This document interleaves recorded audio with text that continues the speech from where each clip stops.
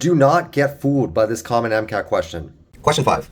During prokaryotic protein synthesis, translation begins as soon as the newly synthesized messenger RNA strand begins to extend from the DNA strand. This situation differs from that in eukaryotes because eukaryotes what? Right? What they are describing in prokaryotes here is they are describing the phenomenon of transcriptional translational coupling.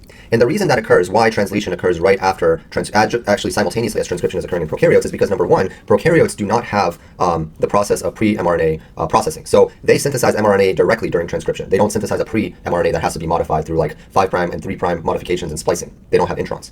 So the mRNA is synthesized directly. And then the other thing is that they don't have any nuclei, right? So they don't have any membrane-bound organelles and therefore no nucleus.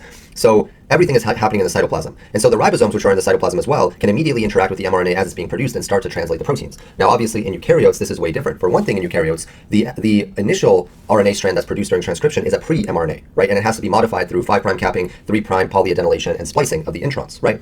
And then it has to be transported into the cytoplasm, right? Because you have the nuclear envelope that is actually compartmentalizing the transcriptional process from the translational process, okay? So let's see. Number one, A, carry out translation without using ribosomes. This is not true because eukaryotes also use ribosomes.